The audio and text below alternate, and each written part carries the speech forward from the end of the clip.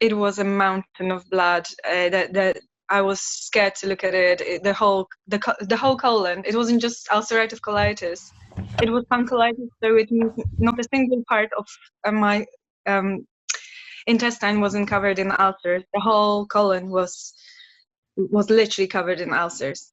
If this flare does not stop, they were begging me to cut out my colon. Literally, they were saying, "It's okay." Yeah. I've made colonoscopy. I had my colonoscopy a month ago, and the colon is clear. Awesome. I always said to them, I'm going to come back to you one day, and I'm going to have a picture of my clear colon. And they were laughing at me. And on every visit, I was saying, "You will see." My blood tests were very good for the past year anyway. Oh, and I knew it's the diet. I knew it's the diet. Good. Awesome. But hi, everyone. It is Mike, the Heal Your Gut Guy, and I have a special guest with us today. Her name is Alex, and I'll let her introduce herself. Hey, everybody. So as Mike said, I'm Alex. I also go by Health Food Junkie on Instagram, and I would like to share my story with you. Yeah. So what type of health issues were you dealing with, and kind of where are you at now? Okay, so for a very long time in my life, I would say about 10 years, I didn't feel quite bright. I suffered for a very long time from panic attacks, and I didn't know the cause of it. And about 4 years ago, I started feeling really blurry, and I had abdominal bloating just under my ribcage. And it just made me really worried because I was always full of life and very happy person. I never had any issues to really worry about, you know. But I actually ignored any of those symptoms. I just carried on doing my own stuff, and I just thought it's maybe the stress. Or I should also mention that I was plant-based for a majority of my life, and I ate quite a lot of plants, probably 5 times a day, and I never felt satisfied from eating them. I always felt like I was eating and eating and eating and eating, and I was like, oh, I'm still hungry, you know. That really made me a little bit confused. I spent thousands of pounds on supplements, like real deal stuff, you know, all the superfoods you could imagine. I was always buying, and it still made me feel miserable. So and we came to the 2017 where my dad passed away, and my whole digestive system just froze. Oh wow! And this is how my flare started. First time in my life, I saw blood, and it just my whole life just stopped. Wow. So did you have a diagnosis from a doctor or anything? You just I was ignoring it for a few good months, and then also funny enough, I fell pregnant with my second child, and I couldn't do any colonoscopies or any tests because it would be the danger for the child. But they're saying that being in a it wasn't even a heavy flare, it just started. Everything started shutting in my body as the baby was developing. So from going into a flare, the flare stopped. And I felt cured. And I thought, amazing, I'm cured. Because obviously the body is such an intelligent creature that we are just so intelligent, and we don't even know how powerful the body is. So I just developed the baby. I gave birth. And then 5 months after, I just flared up so heavily that I've lost such a big amount of weight. I looked like a prisoner of war, to be honest. Oh, wow. And I was on a waiting list for colonoscopy, and I had 3 more months to go on for it. Wow. What can I say? I was thinking, gosh, but I'm eating organically. I'm eating so well. I didn't eat animal products, so I have to mention. You're eating really healthy. And loads of fiber. Yeah, and it just continued to. I was just going crazy. You know, when you do everything that the books say and the media say, and you just go like, but it's just not working on me. And I just felt so hopeless and so miserable from being such a bright person, so optimistic about life and what I'm doing, to becoming like a ghost without interaction with people, being scared to go out because you poo yourself on every corner wherever you go. It really made me feel not good, you know. Wow. And then I had to call my doctor to send me as soon as possible for an emergency colonoscopy, because I thought inside I felt like I'm not going to survive 3 more months. I felt like I'm dying. The deterioration and malnourishment was so high that I just thought, you know what. So this was very worrying, and thank God a week later I had a colonoscopy. It was a mountain of blood that I was scared to look at it. The whole colon. It wasn't just ulcerative colitis. It was PanColitis, so it means not a single part of my intestine wasn't covered in ulcers. The whole colon was literally covered in ulcers. The colon was screaming for help to stop feeding myself the way I was feeding, I suppose. Wow.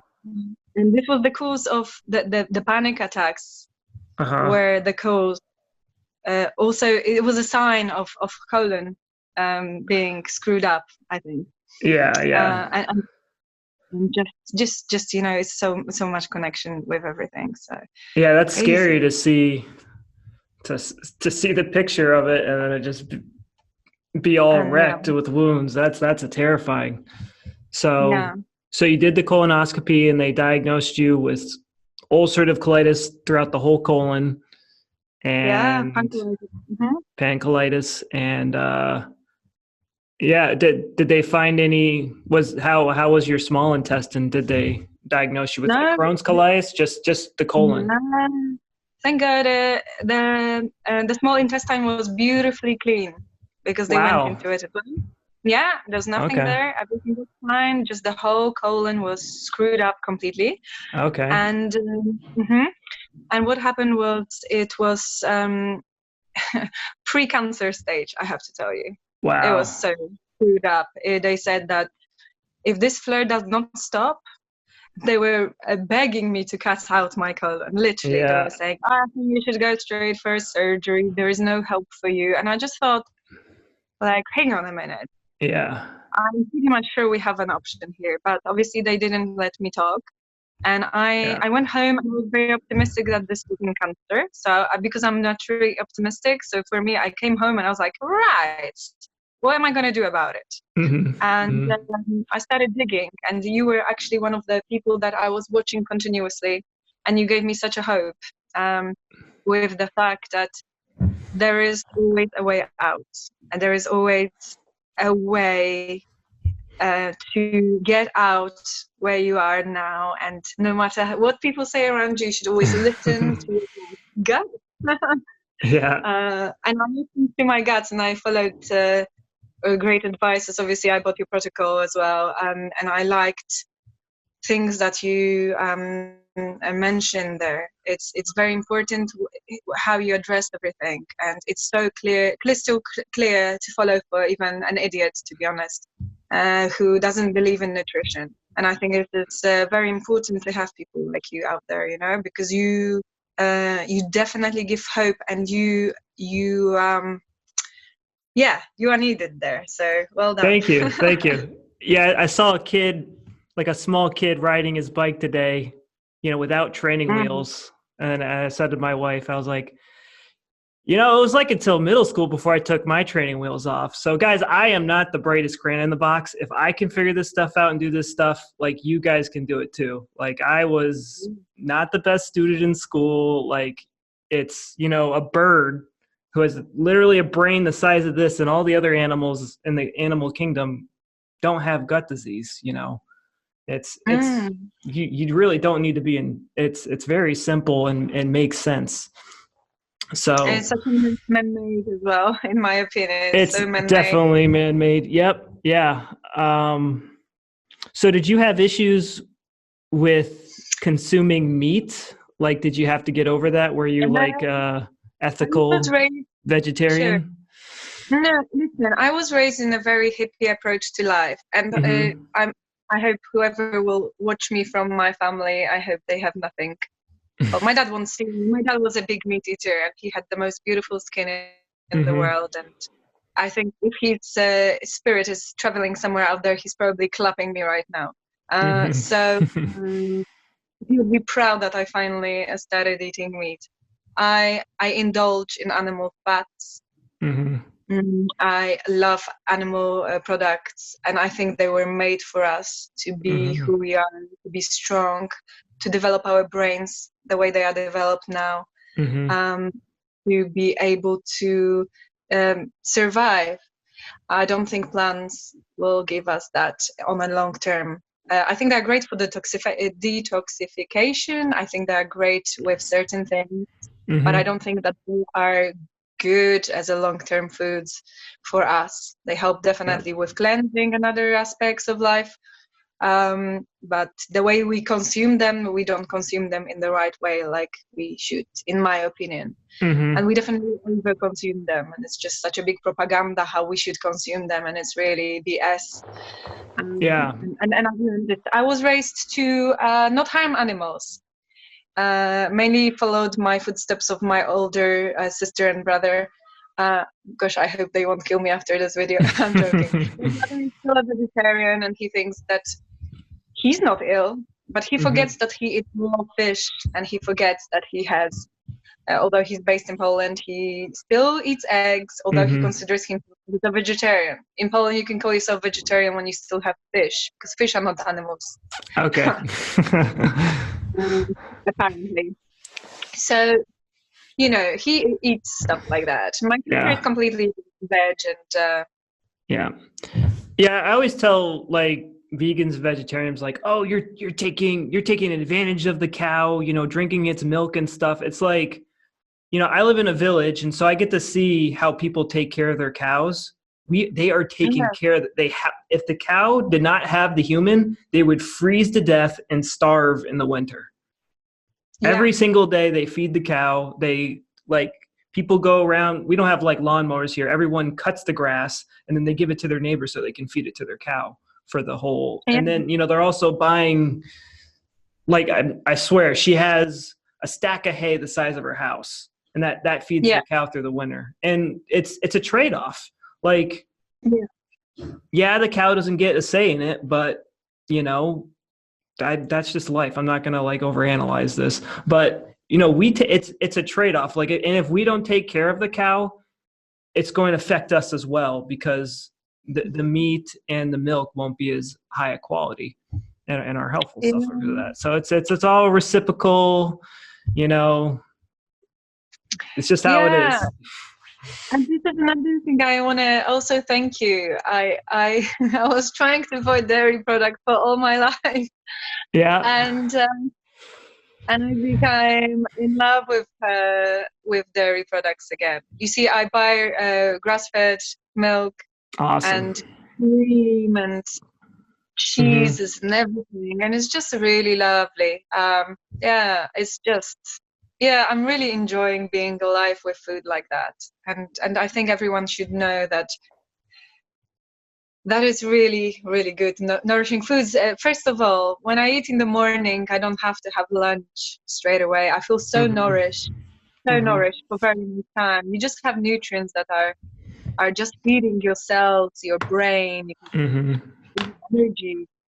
I wish everyone can experience this, because this is the real deal food.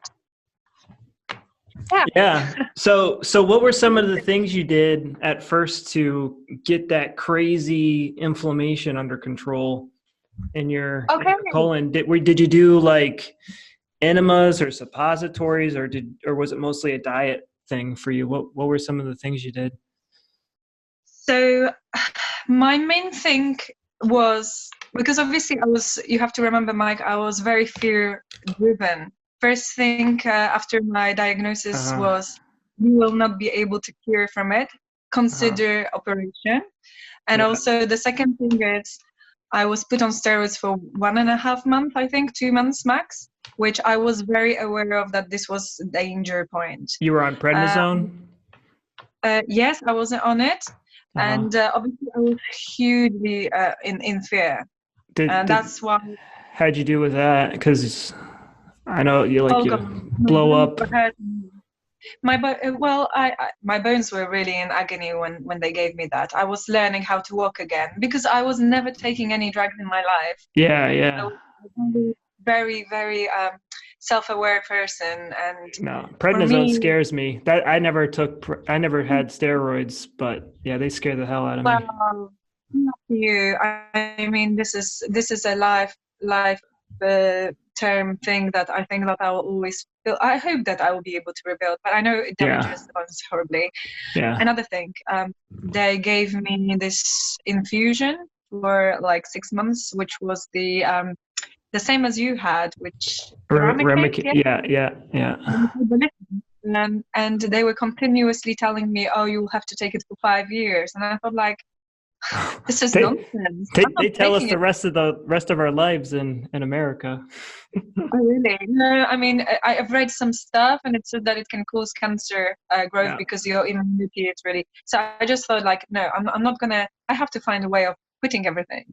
So I gradually worked. I was just whistling through those drugs. I was trying to not think that I was on anything, and I was trying to do my own research. And before I convinced myself, like in March in 2017, in 2018, I was officially diagnosed with PanColitis. Only half a year, 5 months later, I started eating properly meat. I remember my first meat meal, I was crying over it. Oh, okay. I'm not going to be able to do it. So I had to convince my mind to do it. And then I explained myself that this is my life and that surely, this is going to be a good decision. And everything turned very quickly. I would just quickly tell you that it was the best decision ever. And obviously while I was taking those drugs and then after discovering you, this was a clear decision that I'm not going to be on drugs because I could see that food was starting to help me, not the drug. And nothing will happen. Yeah. I noticed when I was on immunosuppressants, I felt like it gave me see, I did not eat healthy growing up. So when I was on Remicade, I thought, I can go eat McDonald's and Burger King and it just made things, because I just ate with reckless abandon, and it just made things so much worse because I wasn't taking care of my gut at all. But yeah. So what was, like, when you were watching my videos for the first time, or when you were taking the course, what were some like epiphanies you had, like aha moments, like where the light bulb went off, like where it totally shifted, no looking back moments? One thing that I would like to tell you is, and I'll always say that, stop injuring your gut. Thank you. This is like, I'm gonna tattoo it on my arm. No, that's seriously. A good idea. I need to tattoo it, so I don't need to have to say it as often. So thank you so much again for that, because you woke me up to everything. And obviously Westernly Prides, and you directed me through a lot of books, and obviously I had focused on GABS diet as well. I was mixing loads of different things, but with the GABS diet, I have to tell you that the nuts are a no-no in my opinion. So the nuts were completely there were things that I liked, but there were things that I clearly saw that they were not the right choice. I borrow a lot from GAPS and Specific Carbohydrate Diet. And Specific Carbohydrate Diet, that woman wrote that book before the internet, which I think is amazing. And it's really, there's only like a few places, like few things that it needs to change in order to be like a really successful diet. But but when you shift your focus to not injuring, it's like your whole, because it's kind of just like, I'm just doing this because someone told me to do it, versus like actually making smart decisions. And because I did Weston A. Price, and most of our other clients did Weston A. Price and all these crazy diets. But when you have to shift your focus to don't injure, Yeah. and Don't injure. because injury is the root cause, and there's multiple. I have 20. I think when you first found us, I had 2 or 3 types of injury. We have 20 now, so 20 like individual things you can do that need to be like on your radar. Like, this can hurt me. Yeah.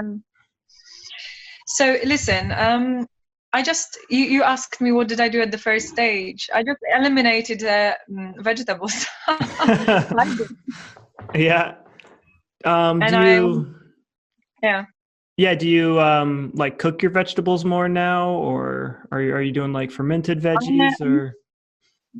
Who knows me? They think that I completely went bonkers, I think, because I used to be the guru of plant-based propaganda. I don't really eat salads anymore, and I don't enjoy salad at all. They make my body very, very cold. Maybe in the summer, why not? But why would you eat something that comes from like miles away from where you live? And unless it's an organic market and someone grows it on a very little scale and they don't put any pesticides, why not? But I just don't crave it anymore. I think I've woken up my gut feeling and the way we should really eat.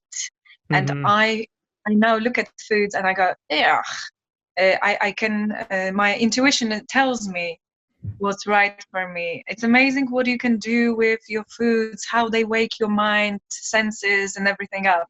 You just don't listen to any shit anymore anywhere. You have to listen to your body. This is just amazing how we are clever in our bodies and the mind and everything. It just tells us how to keep healthy. You don't need anything else.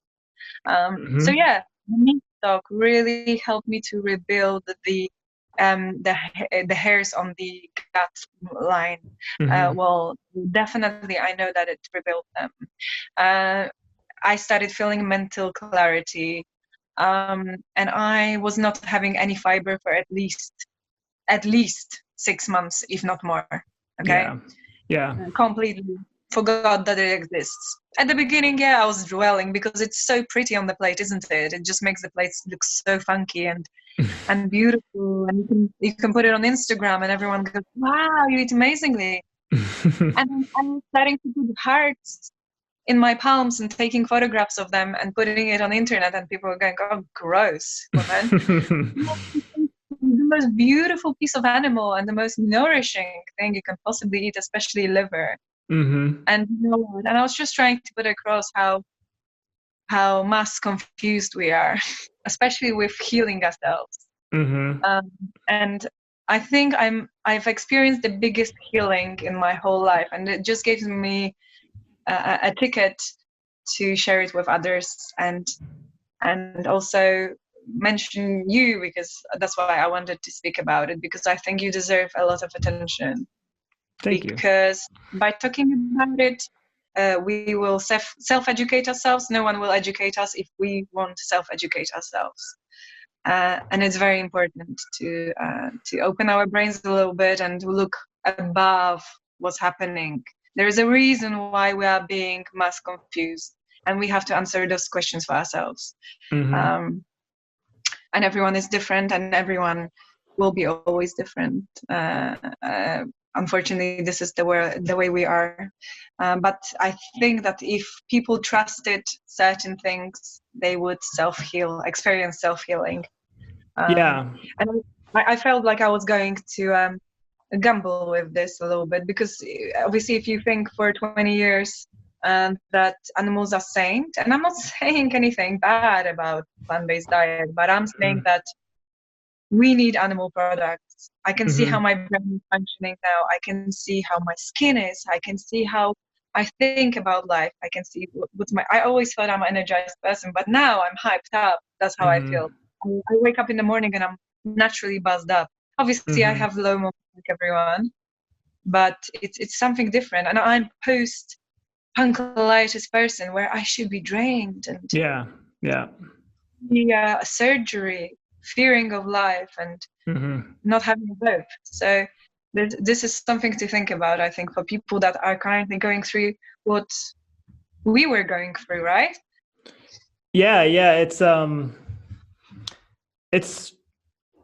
biggest thing that I see people need to do in order to get better is they need to walk into the proper reality, the correct reality. Because like using words like heal, which means to make whole again, because the way the context you use those words, and those words just subconsciously fly out of your mouth with no logic behind them.